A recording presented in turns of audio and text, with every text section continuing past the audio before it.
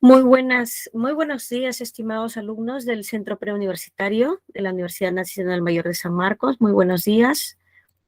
Les habla la profesora Mer Vivera. Voy a compartir pantalla con vosotros para esta semana. Muy buenos días. Buenos días, Miss. Buenos días, jóvenes. Ok, vamos a iniciar. Vamos a la semana 18. Sí, 18 de habilidad verbal.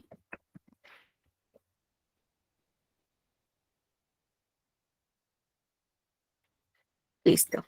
Good morning, Aisha. Good morning. Bonjour, bonjour. Bonjour à toute la classe. Comment ça va aujourd'hui?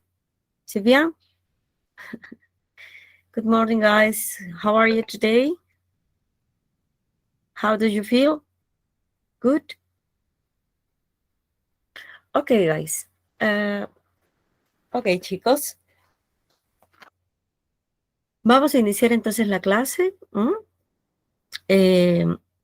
Unificando nuestros conocimientos con el PPT, ¿sí? Vamos a mencionar acá el PPT. Tengo acá dos PPTs. A ver. Piero dice, ¿cómo aprendió francés? En la Alianza Francesa, Piero. En la Alianza Francesa y también con algunos colegas que conocí en España, franceses y suizos. Sí, hablo 4 idiomas, Aisha. Inglés, francés, portugués y bueno, el castellano que es mi lengua materna. Bien, mis queridos alumnos, vamos a continuar. Su profesora es lingüista, pero también es profesora de idiomas en San Marcos. Bueno, mis queridos alumnos, efectivamente, Piero. Efectivamente. ¿Ya para cuándo? Para enero estoy en Johannesburgo. En Johannesburgo se habla en Cape Town.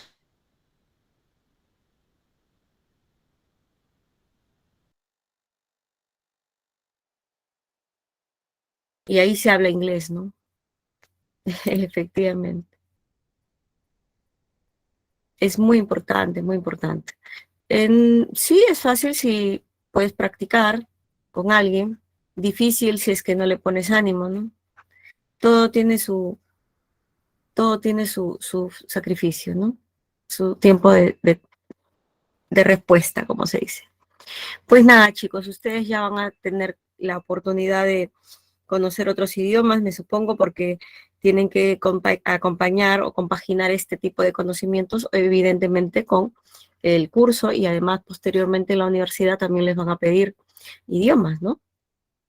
Al yo haber terminado el doctorado en San Marcos me piden la suficiencia de 3 idiomas, por eso que uno tiene que estar en conocimiento, ¿no? De este tipo de información paralela a tu carrera universitaria, ¿no? Tu carrera profesional, por eso, ¿no? Ajá. Sí, a veces sí. A veces estoy conversando con alguien en inglés y no me olvido una palabra en, en inglés y le pongo la palabra en francés o en portugués. Y eso es un fenómeno que se llama code switching. Code switching. Me pasa code switching a veces. Code switching. Code switch. Code switching. Así se llama el fenómeno. Code switching. Cuando uno sabe varios idiomas y se le filtra uno, ¿no? Es así. Bueno, mis queridos alumnos, vamos a hablar entonces ahora de nuestro tema, que es súper interesante también, así como el tema de los idiomas y de la polidialectabilidad, ¿no? Del polidialecto. Pues atención, tenemos en la semana número 18, mis queridos alumnos, el tema de la contraargumentación. ¿Se puede ver, por favor? ¿Me confirman la contraargumentación y el texto dialéctico? Sí, Miss, profesora. Genial, genial, genial. Genial, genial. Genial es muy parecido al francés, ¿no? Genial, genial, genial, genial. C'est genial. La la información que tiene que ver con la contraargumentación y el texto dialéctico. Ya habíamos mencionado que es un texto dialéctico, es un texto en el cual genera polémica, el cual va a generar una controversia, que dos personas no se pongan de acuerdo en una posición o en una tesis. Por ejemplo, ¿qué es el texto dialéctico? Es aquel texto, dice acá, que expone las posiciones contrapuestas sobre un tema específico, generándose un debate o controversia en torno al tema objeto de estudio o de reflexión. Un ejemplo de este tipo de texto podría ser aquel que expone una posición a favor y otra contraria sobre el aborto, sobre el suicidio, sobre la inmigración, el asilo a los sirios o a nuestra realidad política, sobre el indulto al expresidente Fujimori, entre otros temas. Entonces, con respecto al tema, por ejemplo, del aborto, si nosotros ponemos en el candelero, decimos así, o en la mesa, el tema del aborto en este salón, y yo les digo, jóvenes, ¿ustedes están a favor o en contra del aborto? Y muchos me van a decir, profesora, yo estoy a favor. Otros me van a decir, yo estoy en contra. Entonces, al tener un, un público el cual no se ponga de acuerdo, no se ponga de acuerdo frente a un tema, en este caso el aborto, vamos a crear la polémica, vamos a crear el tema dialéctico, vamos a crear luego la argumentación que va a acompañar a ese texto dialéctico, ¿sí? Perfecto. Entonces, continuamos. El texto dialéctico, asimismo, puede ser presentado como un texto continuo o discontinuo. Podemos tomar nosotros nuestros textos, como ya lo hemos visto, ¿no? El texto A, B, ¿no?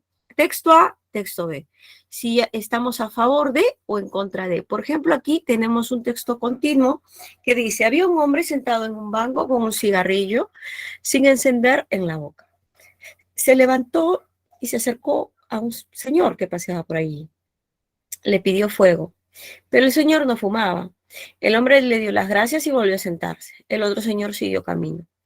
Había un hombre sentado en un banco con un cigarrillo sin encender en la boca. No me gusta que mi amiga fume. No le he vuelto a ver a pesar que vive cerca de mi casa. En mi casa tengo 2 gatos. Los gatos son felinos, los felinos pertenecen a los mamíferos, y bla, bla, bla.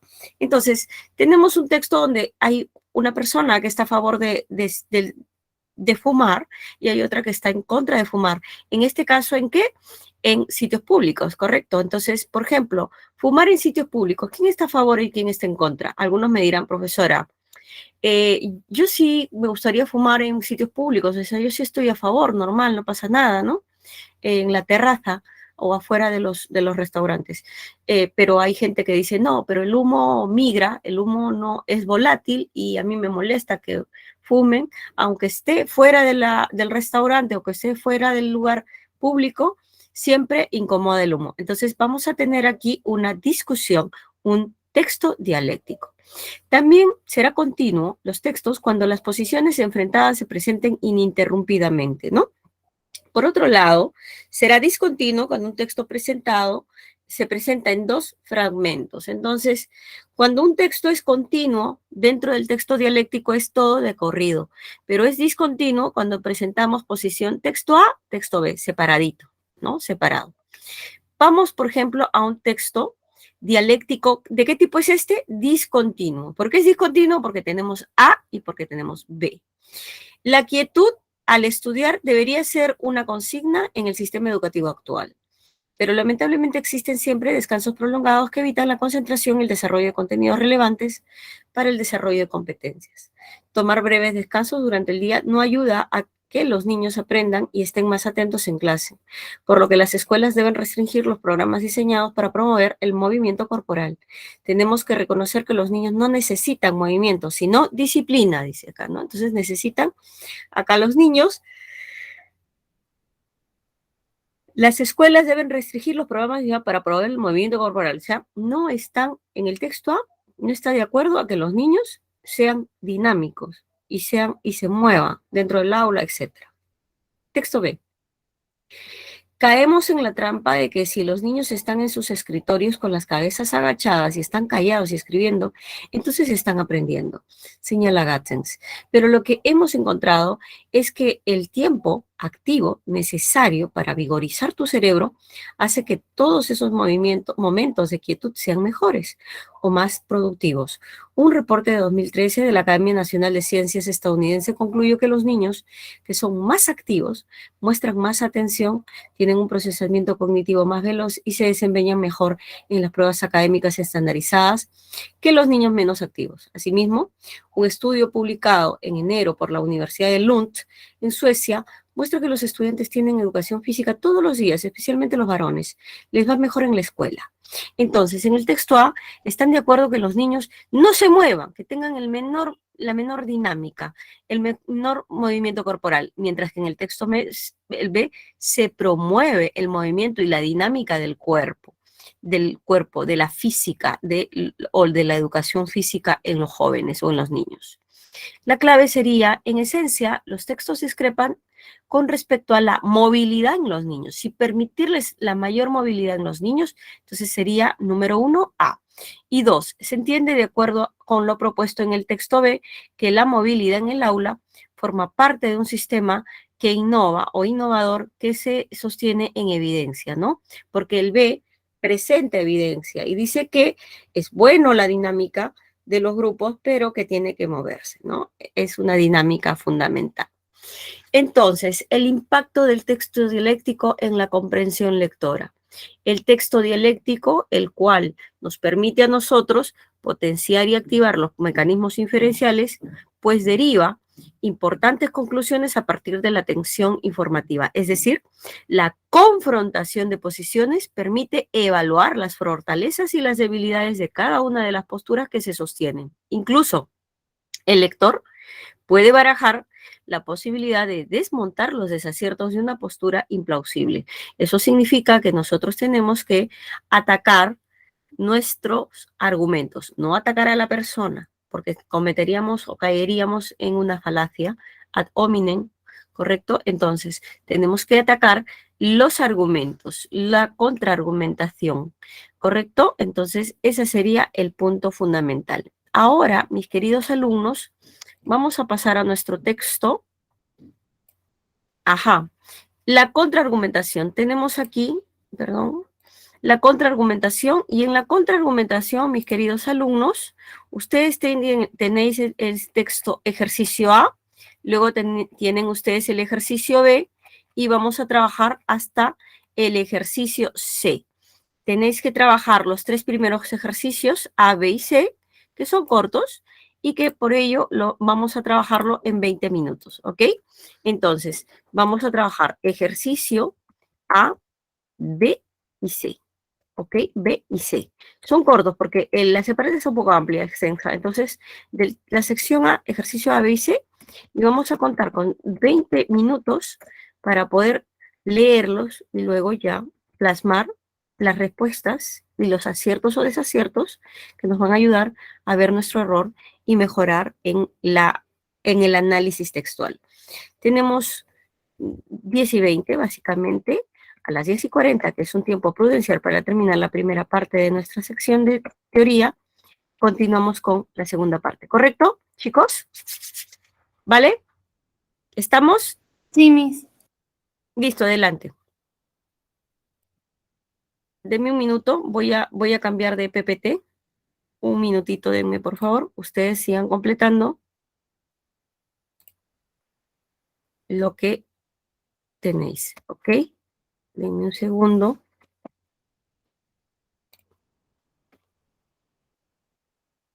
En los ejercicios tenemos 1, 2 y 3.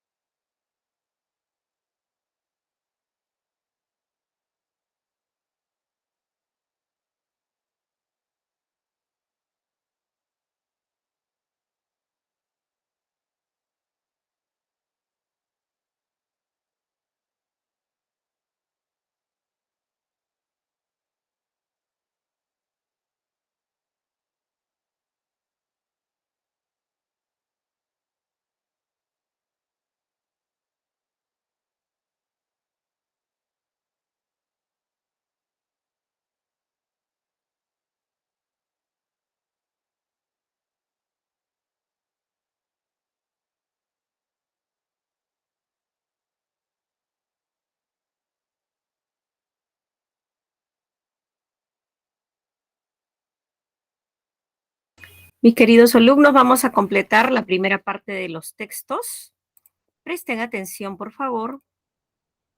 Ejercicio A, miren ustedes. Vamos a empezar.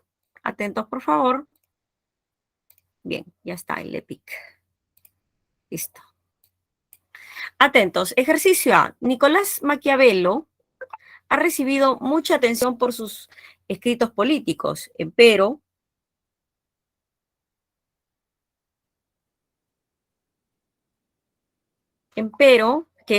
su contribución al ámbito militar ha quedado al margen de toda consideración. A pesar de haber realizado innovaciones, tras sostener que al existir una correspondencia entre la política y lo militar,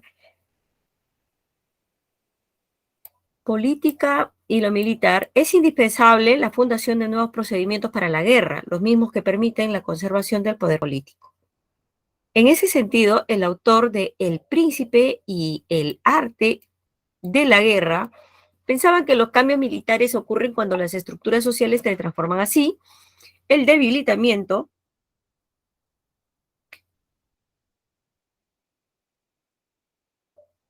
Así el debilitamiento de la organización militar medieval propia de los caballeros no ocurrió únicamente por el empleo del arma de fuego en las batallas, sino también por el ocaso del sistema feudal, volviendo insostenible la conservación de un ejército coyuntural y efímero. ¿Qué es efímero? Efímero es pasajero, ¿correcto? De corto tiempo, de corto plazo. Es decir, el paso de una estructura militar temporal e improvisada a otra permanente y profesional se explica por el ocaso del sistema feudal frente al advenimiento de la economía de mercado, que ofrecía dinero como pago por los servicios, dice acá, militares prestados por soldados entrenados y agrupados en cuerpos de infantería y artillería, haciendo a las nuevas tendencias militares más ofensivas que las de antaño. En consecuencia, para Maquiavelo, la guerra adquiere relevancia en la vida política, en tanto ofrece al hombre la oportunidad de lograr su destino en base a la paz, alcanzada mediante la derrota absoluta del enemigo, lo que supone que la guerra deba ser decisiva y corta, ¿no? Dice acá, la guerra debe ser decisiva y corta. Esto a su vez implica que además del entrenamiento y la disciplina de los hombres, hay que establecer lazos de unión y moral entre ellos. La idea de patriotismo, ya que las bases de una república son la justicia y las armas. Extracto del primer capítulo del libro Creadores de la estrategia moderna desde Maquiavelo a la era nuclear de Peter Parrett. Muy bien, mis queridos alumnos, vamos al texto A. Centralmente, el autor del texto quiere demostrar que Maquiavelo teoriza, ¿no? O sea, hace teoría sobre los aspectos militares. A ver, ¿fue un pensador renacentista?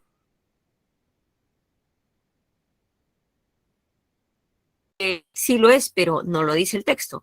¿Es un político muy influyente? Sí lo es, pero no lo dice el texto. Solamente aquí lo que queremos es que Maquiavelo está mencionando el arte de la guerra y está teorizando sobre los aspectos militares con respecto a ello. Entonces, la clave, evidentemente, mis estimados alumnos, hasta por descarte, hasta por descartes, teorizó sobre aspectos militares. En el texto el autor esgrime, sustenta, menciona argumentos que nos revelan que Nicolás de Maquiavelo no solo fue un célebre teórico de la política moderna, ¿correcto?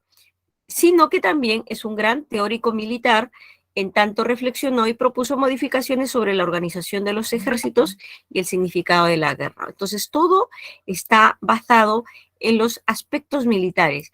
Todo lo que acontece en A, B y C, sí, lo dice el texto, ¿no?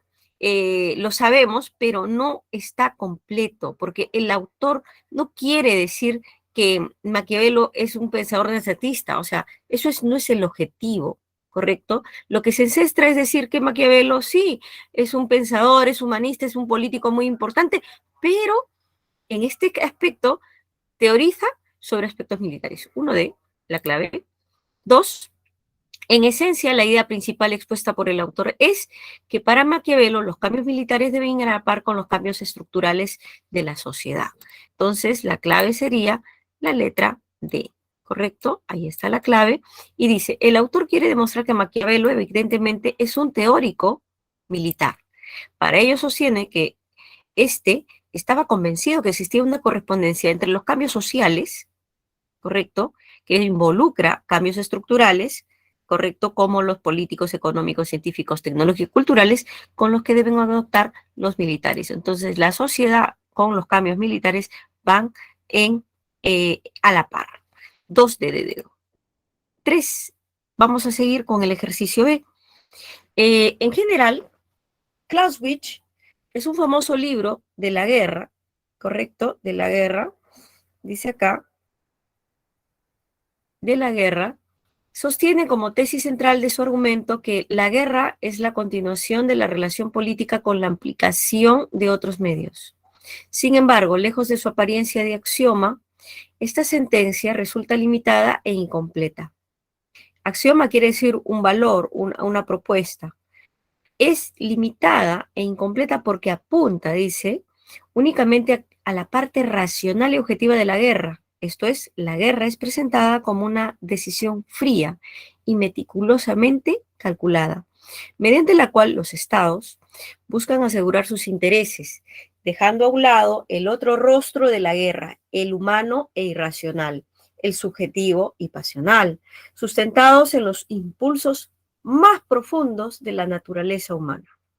De este modo, este otro rostro humano y natural, caracterizado por los impulsos, queda fuera de la concepción elaborada por Clausewitz, quien prefiere más bien circunscribir la guerra a lo institucional y cultural, que conlleva a la represión de los impulsos mediante la monopolización y normalización de la violencia, lo que ciertamente no puede ser, ya que se le está despojando al hombre de esta violencia inherente a él, es decir, concebir la guerra como continuación de la política implica pensar al hombre únicamente como un ser artificial, político, cuando también somos seres naturales.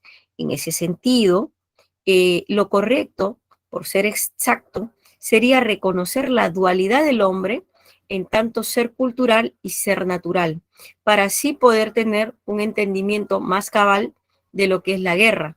Esto es, abordarlo en su dialéctica, que significa abordarlo en su posición positiva y negativa, en su dialéctica, y no desdoblarlo como equivocadamente hizo Clausewitz. Entonces, el libro dice acá, el general Clausewitz, que es un general de la guerra, dice, sostiene como tesis central de su argumento que la guerra es la continuación de la relación política con la ampliación de otros medios. Eso es la tesis, ese es el punto de vista de Clausewitz.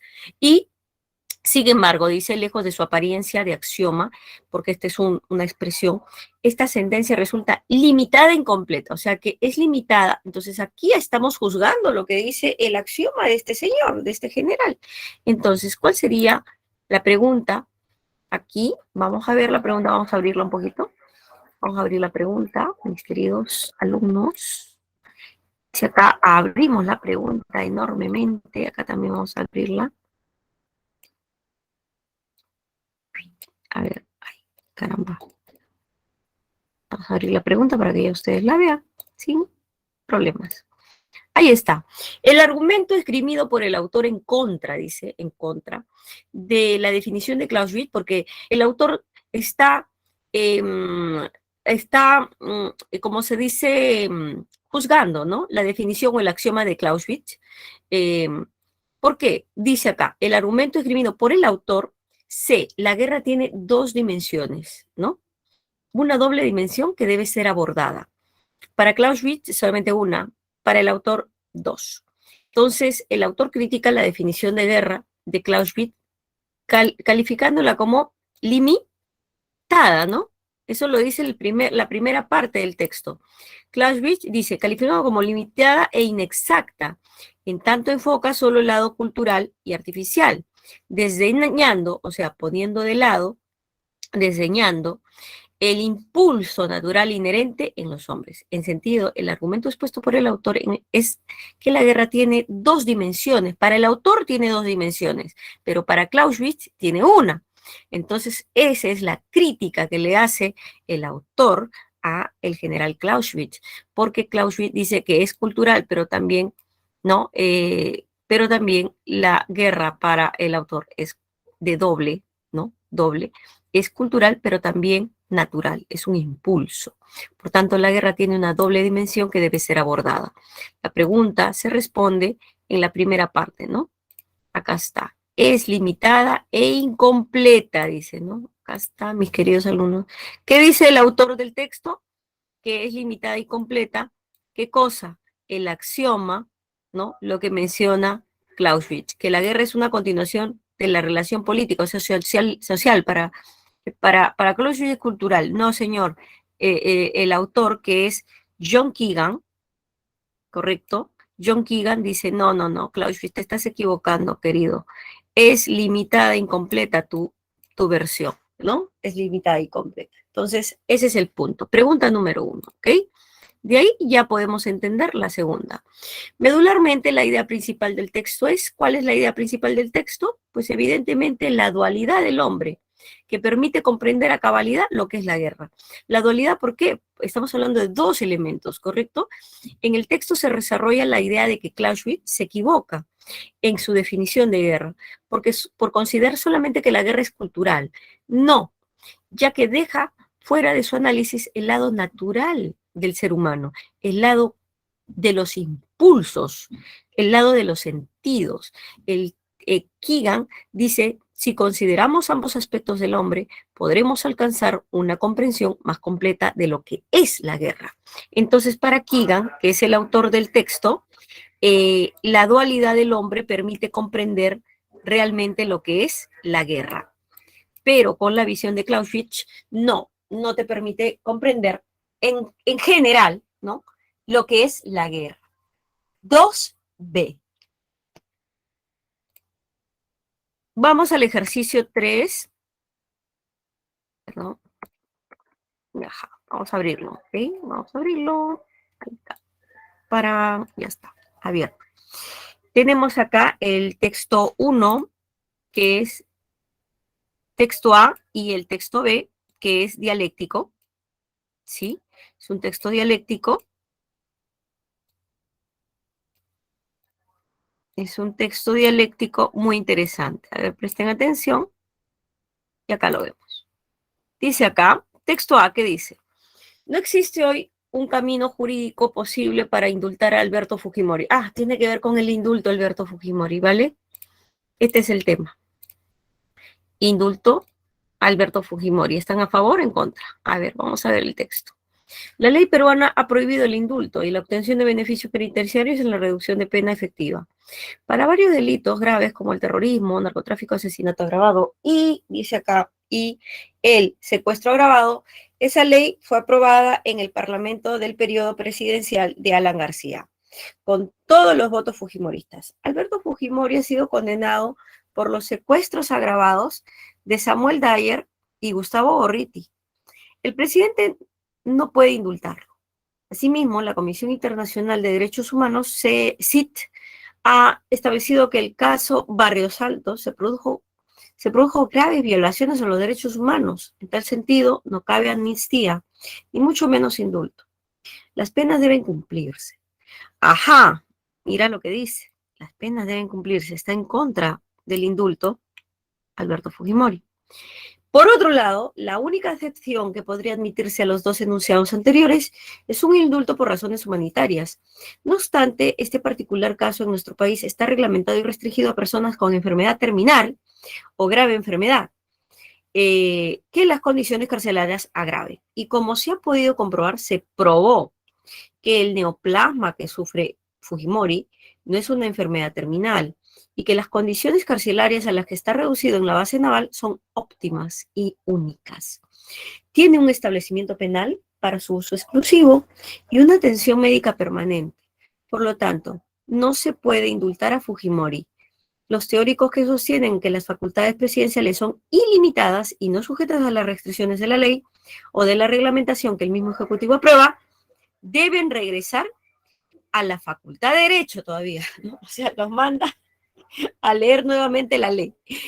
Madre mía.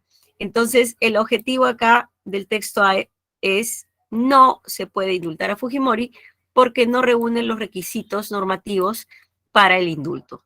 Punto. Y ahí lo menciona. Vamos al texto B. ¿Qué dice el texto B? Ya nos imaginamos que está a favor, ¿no? La condena por lesa humanidad al expresidente Fujimori fue un invento, fue un invento político y mediático que no existió en la sentencia. La acusación, dice acá, fue un buen invento, ¿ah? La acusación fue por delito de homicidio calificado y en el juicio no se debatió el tema de lesa humanidad. En ese sentido, la ausencia de acusación por lesa humanidad hacía imposible una condena por este delito internacional. Por otro lado, en el fundamento 711 de la parte considerativa de la sentencia, la sala reconoció que el principio de legalidad le impedía tipificar los hechos como delitos de lesa humanidad. Hay dos tipos de indulto: el ordinario y el humanitario. El indulto ordinario es una potestad del presidente de perdonar la pena, lo que lo hace una gracia, y como tal puede ser condicionada a ciertos requisitos, cumplir ciertos requisitos, como no estar condenado por delito de secuestro, por ejemplo.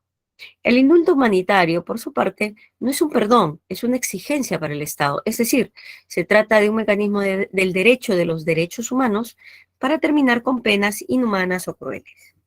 Su prohibición forma parte de la Constitución en resguardo de normas internacionales sobre derechos humanos, que regulan la ejecución de la pena privativa de la libertad. En ese sentido, la cárcel se vuelve inconstitucional cuando por enfermedad o ancianidad ya no solo quita la libertad ambulatoria, sino la salud y la vida. En consecuencia, es incorrecto que solo a los enfermos terminales se les deba dar indulto humanitario. Tal criterio responde a una equivocada comprensión del decreto supremo que crea la Comisión de Indultos y Derecho de la Gracia por razones humanitarias y conmutación de penas. No puede un decreto supremo, por jerarquía normativa, limitar la potestad constitucional de indulto, menos siendo el indulto humanitario un mecanismo para, dice acá, ¿no? Un mecanismo para que el Estado peruano cumpla con la prohibición de penas, ¿no? De penas, dice acá, inhumanas o crueles. Finalmente, el presidente de la República no tiene razón jurídica para no otorgar el indulto humanitario a Alberto Fujimori, pero sí una exigencia constitucional de hacerlo. O sea, en el texto B se exige constitucionalmente darle el indulto al expresidente Alberto Fujimori. Es más, dice, no tiene razón jurídica para no otorgarle el indulto. Entonces, el texto B está de acuerdo en que el indulto se dé al expresidente Alberto Fujimori. ¿Por qué? Porque el indulto no solamente se da por razones meramente de derechos humanos, sino también por una cuestión de salud y de la vida, ¿no? Etcétera. Y no necesariamente a enfermos terminales, ¿no? Es incorrecto, dice, que solo a los enfermos terminales se le debe dar el indulto humanitario. No, solamente se le da también cuando se pone en riesgo la salud y la vida, dice. Muy bien, entonces vamos a ver. Número 1, el tema central sobre el cual se contraponen sendos argumentos, sendos quiere decir ambos argumentos, es la legalidad, si es legal el indulto a Alberto Fujimori, ¿correcto? La sentencia en contra de Alberto, no estamos hablando de la sentencia, estamos hablando de la legalidad del indulto. Profesora, pero si yo digo el indulto al presidente, también lo dice el texto. Sí, la B podría ser, si no existiera la D. La B estaría perfecta, profesora. Sí, pero mira, la B está contenida, la B está contenida en la D. Correcto. Ese es el punto. Porque si nosotros marcamos la B, chicos, es correcto lo que dice. ¿De qué trata el texto? Del indulto al expresidente. Pero está presentando propuestas o argumentos normativos, o sea, la Comisión Interamericana de Derechos Humanos, las reglas. Entonces, estamos hablando ya ¿de la qué? De las normas. Estamos hablando dentro de la legalidad del indulto a Alberto Fujimori. Por tanto, la clave que sería más completa y que está dentro de la B está dentro de la D, ¿no? En el texto dialéctico ambas posiciones exponen argumentos en torno a si el indulto de Alberto Fujimori tiene bases legales o carece de ellas, para determinar su factibilidad en tal sentido. El tema central de discusión es la legalidad del indulto. Uno de dedo. ¿Correcto? Dos, en el autor, en el texto B, se esfuerza en señalar. ¿Qué cosa se esfuerza en señalar? Que el indulto debe ser constitucional del presidente. O sea, no es que el presidente deba de darle el indulto porque, por per se, sino que es una obligación del presidente. Es un deber, eso lo dice al final, ¿no? Por eso que lo mencioné. El indulto humanitario es un deber constitucional del presidente de la República. Eso es lo que señala el texto en la parte final. Miren ustedes, ve, dice, aquí está, ¿no? Creo que acá está. El presidente de la República no tiene razón jurídica por no tolerar el presidente, ¿no? Alberto Fujimori, pero sí una exigencia constitucional de hacerlo. Aquí está la respuesta en la número 2. Es una exigencia, dice constitucional. Por tanto, en la clave dice en el texto B, el indulto, en esencia el texto no debemos dejarnos engañar, la figura del indulto no tiene bases sentimentales, sino constitucionales, ¿no? Acordes a la defensa de los derechos humanos internacionales, ¿no? O sea, no es que el presidente, por una cuestión empática o solidaria a otro exmandatario, le va a dar el indulto. No, señor, usted tiene que darle porque es una obligación constitucional, es lo que dice el texto, ¿no? 2A. 2A, clave A, texto B. Muy bien. Vamos a el ejercicio. Ajá. Bien. Chicos, ustedes tienen el ejercicio D, me parece. Sí, D. Vamos a leer el ejercicio D, el ejercicio comprensión de lectura texto 1 y el ejercicio comprensión de tres textos, los tres textos que siguen. El texto 1 de la sección B, texto 1. A ver, os pongo en aviso, sin ascuas. Texto 1, semana 14B, texto 1, luego leemos el texto, comprensión de lectura, texto 1, y el ejercicio D. Tenemos tres textos que están un poquito amplios, efectivamente, pero vale la pena leerlos. Tenemos aquí sí 20 minutillos, ¿ok? Vamos a abrir este texto. Ya está. Entonces, abrimos los textos. Vamos a leer el texto D, luego el texto 1, el texto 1. ¿Ok, chicos? Sí, Miss. Jóvenes, ¿hasta ahora está claro? Sí, ¿Quedó, Miss. quedó claro?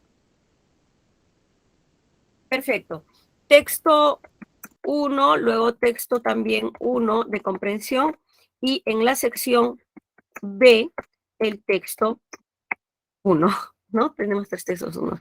Bien, 20 minutos para ello porque hay muchos textos en el tintero y vamos a trabajar ello. Entonces son las 11:10, ¿vale? A 11:30. Jaime, perdón. Vale, adelante.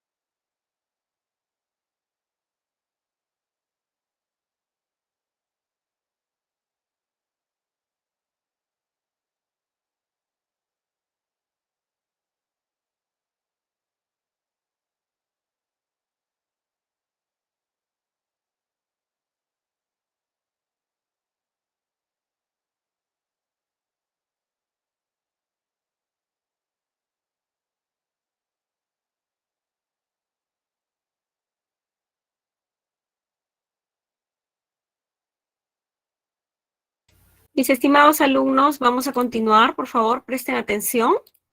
¿Listos? ¿Se puede ver la pantalla? Sí, Hola, Miss. hola. Listo, vamos a continuar, mis estimados, porque en 15 minutos creo que es a las 11:55, 50 creo que nos toca, ¿no? El receso. A ver, presten atención, por favor, vamos a hacer el ejercicio siguiente. Ejercicio de, a pesar de que muchos defensores de un cierre de fronteras en Europa sostienen que darles entrada a los refugiados provocará más gastos para el continente, varios analistas indican las ventajas económicas que representan estas personas para Europa. De allí que países como Alemania se muestre tan favorable a acoger a miles de refugiados que llegan desde África, Asia y Medio Oriente. Muchos de los que vienen ahora se convertirán en nuevos ciudadanos de nuestro país. Tenemos que hacer de la integración nuestra prioridad absoluta desde el principio, sostuvo la canciller Angela Merkel, ¿no? Tenemos que hacer la integración, dice, ¿no? En medio de la crisis de refugiados que se vive en Europa, Berlín se ha mostrado a favor del ofrecimiento de asilo y la repartición de cuotas de personas entre los países miembros del bloque. Las razones de esa postura pueden encontrarse en las palabras de la propia Merkel, quien, aunque justificó su actitud bajo la premisa de la solidaridad, reconoció que si la acogida se hace bien, entraña más oportunidades que riesgos. Asimismo, de acuerdo con el especialista Stephen Siebert, investigador en inmigración del Instituto de Población y Desarrollo de Berlín en los últimos años, hubo una discusión muy importante sobre las necesidades de mano de obra. Ahora, Alemania se ha hecho la idea de que necesitamos inmigración. Si se combinan bien estas dos situaciones, se puede crear una situación win-win, en la que todos ganan. Win es ganar, ¿no? Win-win es ganar, ganar. Con una población alemana que se reduce, las empresas no pueden ocupar muchos trabajos y los trabajadores especializados son cada vez más extraños. En ese sentido, es un hecho que se pone en peligro la futura prosperidad del país germano, que podría salvarse con el asilo brindado a los sirios que huyen de su país. Por otra parte, el rechazo se ha centrado en particular en los estados árabes del Consejo de Cooperación del Golfo, Arabia Saudita, Bahrein, Kuwait, Qatar, Omar y la Unión de Emiratos Árabes Unidos, ¿no? Emiratos Árabes Unidos, United Arab Emirates, que han mantenido cerradas sus puertas a los refugiados. No obstante, en medio de las críticas, es importante recordar que los estados del Golfo no se han mantenido impertérritos, o sea, inmóviles, sin daño, sin hacer nada ante los refugiados sirios. Por el contrario, han sido muy generosos al inicio. Las recaudaciones caritativas individuales han alcanzado los cientos de miles de dólares y cuando les preguntaron a los trabajadores de empresas nacionales, por ejemplo, Qatar Petroleum, si querían separar parte de su sueldo cada mes para los refugiados, muchos lo hicieron. En suma, los estados del Golfo han llegado a proporcionarles un total de 900 millones a través de las organizaciones caritativas y donaciones individuales. ¿Correcto? Sin embargo, a medida que va avanzando, dice la guerra en Siria, ¿no? Proporcionar a los refugiados que viven en campos se ha convertido en una acción inadecuada, dice. Es de proporcionar alimentos y refugio a personas que viven en campos, fue una solución para el problema de ayer, pero ciertamente no es sostenible, dice, ¿no? De esta manera se plantea el problema de fondo, buscar un lugar para vivir a cientos de miles de personas, lo que implica hacer a un lado el factor sentimental, ¿no? Y colocar en su lugar razones de índole económica y políticas, dice acá, que persiguen la estabilidad de dichos países. Asimismo, el influjo de miles de sirios al mismo tiempo podría amenazar un muy delicado equilibrio demográfico necesario para que los países del Golfo puedan funcionar. Muy bien. Textos editados de la nota de prensa, ¿por qué Alemania defiende la acogida de refugiados? ¿No? Este es del 2015, que es un tema bastante conocido en ese tiempo, pero que también nos trae a colación actualmente. Número 1, el tema central del texto, porque es un texto dialéctico, si están a favor o en contra de aceptar refugiados, sirios, era la clave C, el impacto que los refugiados sirios van a tener en los países que los acogen. Por tanto, sería el impacto en los países que brinda asilo a los sirios. Clave C, ¿no? En el texto dialéctico, porque no se pone de acuerdo el texto, ¿no? Si está bien o no aceptar a los refugiados sirios, se exponen dos posturas respecto a brindar asilo a los sirios. Una de ellas está a favor y la otra en contra. Los argumentos esbozados para ambas tienen que ver con el impacto favorable o desfavorable que pueden traer a los países que los reciban y que pueden ser económicos, políticos y hasta demográficos. 1C. 2.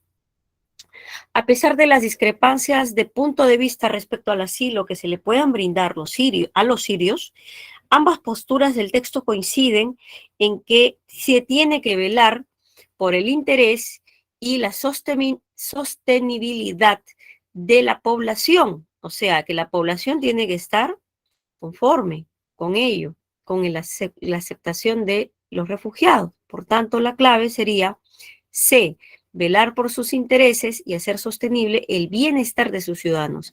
Ambas posiciones del texto dialéctico, a pesar de que discrepan, si es que le vamos a prestar atención o ayuda a los sirios, ¿correcto? Coinciden, ¿no?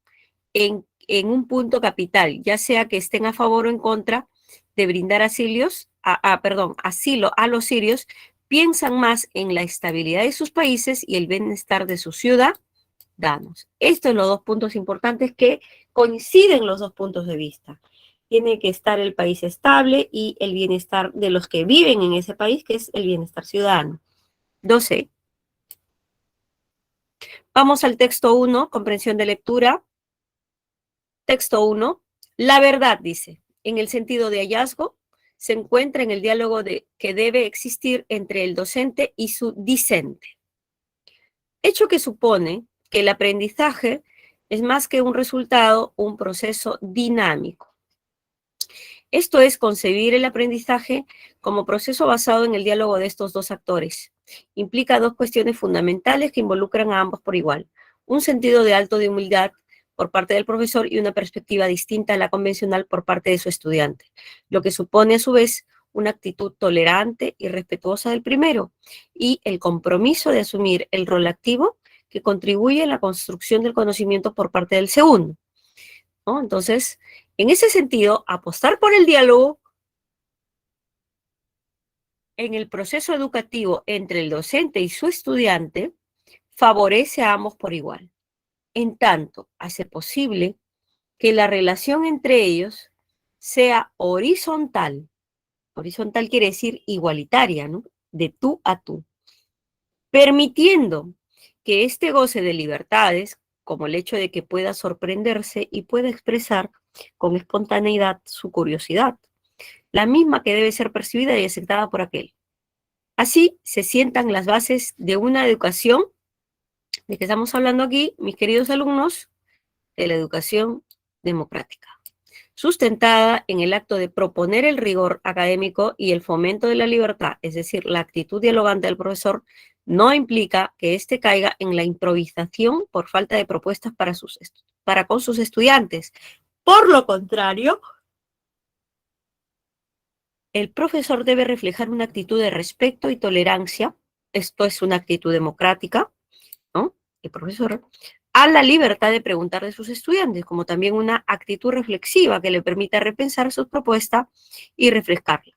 Caso contrario, estaría cayendo en la castración de la curiosidad, o sea, en la falta de principio democrático del proceso de aprendizaje, advertido cuando el profesor proyecta autoritarismo dentro del aula, cada vez que vuelva a su estudiante un oyente pasivo, en un contexto donde el diálogo está ausente.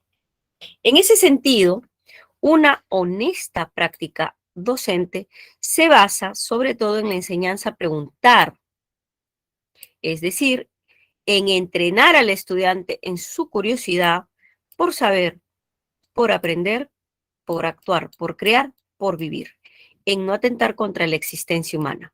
Entonces, estamos hablando de las bases de la educación democrática, que se basa, ¿en qué se basa? En que el estudiante tiene que ser curioso y el profesor tiene que permitirle preguntar, tiene que tener una actitud de respeto y tolerancia, ¿no? Debe reflejar una actitud de respeto y tolerancia. Ahora, si el profesor no respeta, no tolera y castra la curiosidad, o sea, no quiere que el alumno pregunte, ahí estaríamos haciendo al estudiante un oyente pasivo, lo que es todo lo contrario a lo que profesa o profesa la educación democrática, ¿no? La educación democrática, por tanto, está contra el autoritarismo, es lo contrario. Muy bien, mis queridos alumnillos, vamos acá a la primera. La mejor síntesis del texto es justamente la actitud dialogante del profesor, muestra que el aprendizaje es un proceso dinámico que a la vez fomenta un papel activo en el estudiante, quien siente la libertad de poder expresarse, dado que aprende en un contexto democrático. La palabra fundamental para la alternativa es la palabra contexto democrático, porque estamos hablando del derecho, de el aprendizaje o la educación democrática. El texto en su extensión nos habla acerca de la actitud dialogante del docente, ¿no? Desarrollando la idea de que esta actitud favorece el aprendizaje en dos sentidos. Hace posible comprender el proceso dinámico y que el estudiante forme parte activa de dicho proceso en la libertad de preguntar. Y ello tiene que ser dado en el contexto del respeto y la tolerancia de las ideas y las preguntas hacia el profesor. 1, T de dedo. 2, la expresión honesta práctica docente connota una actitud evidentemente moral, ¿no? Una actitud moral, porque la honesta práctica, la honestidad tiene que ver con la moral. Honesta práctica docente quiere decir que nosotros dejemos que el estudiante realice sus preguntas, que lo respetemos, el respeto, la honorabilidad, ¿correcto? Tiene que ver con la moral, no con la política, no con lo existencial, no con la pedagogía. La pedagogía quiere decir el arte de enseñar. No estamos hablando de enseñar, estamos hablando de respetar. Eso tiene que ver con la moralidad. La expresión honesta práctica docente aparece en un contexto en el cual se transmite la idea de que la enseñanza es un entrenamiento del estudiante en preguntarse, indagar y crear actitudes natas en el humano, o sea, inherentes quiere decir innatas en el humano, de allí que al hacer esto no estaría atentando contra la existencia humana. En ese sentido, dicha expresión connota una actitud moral por parte del profesor, en tanto que se respeta la naturaleza humana, ¿no? ¿Y cuál es la naturaleza humana? También una característica, la curiosidad. Muy bien. 3, de acuerdo con el texto, es compatible señalar que en el diálogo se debe establecer, ¿no?, entre el docente y su estudiante propicia un rol más activo, ¿no? El estudiante tiene que ser activo por parte del educando en el proceso de aprendizaje. Por eso en el texto dice que el rol del estudiante tiene que ser activo. ¿Dónde está? A ver, ¿dónde está la palabra? ¿No? Un oyente, ¿no? Dice, dentro del aula cada vez se vuelve a su estudiante un oyente pasivo. O sea, si el estudiante es pasivo es porque no se le ha respetado, no se le ha permitido, ¿no?, preguntar. Por tanto, la educación democrática trata de que el estudiante sea no un oyente pasivo, sino un oyente pasivo, no, sino un estudiante activo. No oyente, porque no queremos que él solamente oiga, sino que sería un estudiante activo, ¿no? Entonces, por tanto, ahí sería la respuesta a la número 3, dice, propicia un rol, ¿no? Debe propiciar un rol más activo por parte del educando en el proceso de aprendizaje. En el texto se sostiene que el diálogo que el profesor establece con sus estudiantes revelan dos cosas, ¿no? La humildad por parte del primero y el compromiso de asumir el rol más protagónico, dinámico por parte del segundo. En ese sentido, sostener que dicho diálogo propiciará un rol más activo por parte del estudiante es totalmente compatible. 3A, vamos a la 4, dice acá, De acuerdo con el texto, podemos inferir que la castración de la curiosidad es cuando el docente se vuelve un autoritario. El docente dice, no, no quiero que me pregunten, punto. Él es el Dios y se acabó. En el texto se menciona que la castración de la curiosidad de los estudiantes es incompatible con la práctica de una educación democrática. Es incompatible, por eso buscamos la incompatibilidad. Por tanto, el profesor, que tiene lugar cuando éste no entabla el diálogo con sus estudiantes, en tal sentido podemos deducir que dicho fenómeno ocurre cuando el profesor cae en el totalitarismo. 4D. 4D. 5. Si los profesores desdeñaran la actitud dialogante, se convierte en una clase no democrática, ¿no? ¿Qué pasaría si los profesores ya no queremos dialogar con los estudiantes? Nos convertimos en autoritarios, la educación ya no sería democrática y el estudiante pasa a ser un oyente pasivo. Por tanto, la clave sería B. Sería inadmisible poder concebir el aprendizaje como un proceso dinámico. No sería dinámico. La clave es la letra B. 5B de beso. Bien, pasemos al texto 1, 14B1, y decimos lo siguiente. Entre 1700 y 1708 no arribaron a América ningún navío de la Armada Hispana. A dichos años se les considera como los albores del intenso y sistemático contrabando comercial y los de esplendor del comercio interregional. Este tráfico desarrollado en el Pacífico se centra en el puerto del Callao. El punto de arranque del comercio sudamericano, es decir, todos los puertos del Pacífico, desde Centroamérica hasta los confines de Chile, están articulados al puerto Chalaco, ya sea para proveerse o enviar mercaderías. En el siguiente cuadro, elaborado por Moreira y Palsoldán, se aprecia que entre 1700 y 1704 del Callao zarparon 241 navíos con destinos hacia el sur y norte del continente. Puerto de destino, número de buques: Valparaíso, Panamá, Guayaquil, Concepción, Pisco, Huacho, Realejo y Sonsonate, Chiloé, Valdivia, Coquimbo, Arica, Nazca, Casma, Guañape, Zaña, Trujillo, ¿no? Y acá, Trujillo, ¿dónde está? Guañape, Trujillo, Chancay, a Francia, totales, ¿no? 241 en total. A los puertos de Chile se remitían artículos europeos como ropa, azúcar y pabilo. De los mismos se recibía trigo, cebo y esclavos. Estos entraban por Buenos Aires. A Guayaquil se mandaban licores, harinas y azúcar, mientras se recibía de ellos cacao, madera, cascarilla y suelas.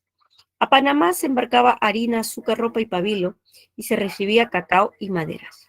Pero esto es solo una cara de la moneda. La otra es el contrabando, tolerado en parte por las autoridades virreinales. Mediante Real Cédula de 1701, el rey de España consiente, miren, o sea, otorga, apoya, consiente, y está en negritas, que navíos extranjeros ingresen a puertos coloniales a fin de proveerse de lo necesario para que puedan continuar su derrotero. Su derrotero quiere decir viaje, su camino. Esto fue aprovechado, acuérdense de esta palabra, su derrotero, su camino, su viaje, su guía, ¿no? Esto fue aprovechado inescrupulosamente por muchas embarcaciones extranjeras que, valiéndose de la regia licencia, comercializaban sus mercaderías, afectando a los comerciantes de Lima. Ejemplo de ello son los navíos de bandera francesa: Saint-Esprit, Saint-Joseph, Baron de Bretul, que en 1704 fondearon en el Callao munidos de la licencia del monarca español de la dinastía Borbón. Fragmento del capítulo del libro Historia Social y Económica de la Colonia, de Virgilio Roy. Vale, mis queridos alumnos, aquí tenemos un texto muy bonito y tenemos acá la pregunta 1. El texto se centra en las causas del comercio interregional y el contrabando, ¿no? Porque es el comercio, pero luego habla del contrabando comercial en las colonias americanas de la monarquía española del siglo XVIII. Clave B, 1B. 2, la palabra consciente, ¿no? Porque consciente quiere decir autoriza, ¿no? El rey sabía, consentía sobre la Real Cédula Sin embargo, esto fue contraproducente para las colonias, ¿no? O para los limeños, en este caso lo menciona. Este es un contexto en el cual, que por medio de la Real Cédula, el rey permitía, ¿no? Autorizaba a las naves extranjeras que puedan fondear en los puertos americanos de sus dominios, sin impedimento alguno. En ese sentido, autoriza dichos arribos. 2A. 3. En relación a los puertos del destino de los navíos que zarparon del Callao, es incompatible, aquí es incompatible, cuestión de aritmética, el de Chancay se ubica en el último lugar de todos por registrar tan solo un arribo. Falso, incompatible, no estamos buscando incompatibilidad. Dice, en el cuadro se aprecia que todos los puertos de destino zarparon desde el Callao en 1701 al 4. El de Chancay y el de Guañape registran tan solo un arribo, colocándolos a ambos en el último lugar en relación al resto. No obstante, este dato no podemos confirmar cuál de los dos se encuentra por debajo del otro. En tal sentido, señalar que alguno de los dos sea el último es incompatible. Por tanto, como es Chancay y Guañape, los dos están en último lugar, no sabemos cuál de los dos fue el último, como se dice, ¿no? 3D. 4. De lo dicho en la Real Cédula 1701, afirmado por el rey Borbón, rey de España, uno de la dinastía de Borbones, podemos deducir que el monopolio comercial español se vio pronto amainado con los Borbones, ¿no? Amainado quiere decir disminuido, ¿no? El comercio español fue disminuido por los Borbones por la decisión de Felipe V, el primer rey Borbón de España, que firman la Real Cédula para que puedan intercambiar o puedan anclarse los barcos extranjeros en las colonias españolas. La lectura no dice este documento posibilitó el contrabando en las colonias. En ese sentido, el monopolio establecido y mantenido con la anterior dinastía se vio disminuido. La clave es la letra D. 4D. 5. Finalmente, si el rey de España, Felipe V, no hubiera firmado la Real Cédula de 1701, fácil, no hubiera habido este contrabando, no hubiera sido afectada a las colonias en su intercambio económico. Por tanto, la clave sería el comercio interregional sería la principal característica comercial en esos años y no hubiera habido contrabando, ¿no? El texto desarrolla la idea en que esos años el comercio colonial se caracterizó por ser el esplendor del comercio interregional y por el intenso contrabando. Este fue facilitado por la Real Cédula. En ese sentido, si esta cédula no hubiese existido, posiblemente el contrabando no se hubiese dado de manera intensa. Por lo tanto, es posible que solo el comercio interregional sería la principal característica del siglo XVIII en el comercio naviero, ¿no? O el comercio de los navíos. Muy bien, chicos, las 5 C de casa, ¿no? 5 C de casa. Bien, entonces, ¿qué hora es? Vámonos a un receso, chicos, exacto, estamos en un receso. Vamos al receso, de las 11:55 a 12:10. Receso.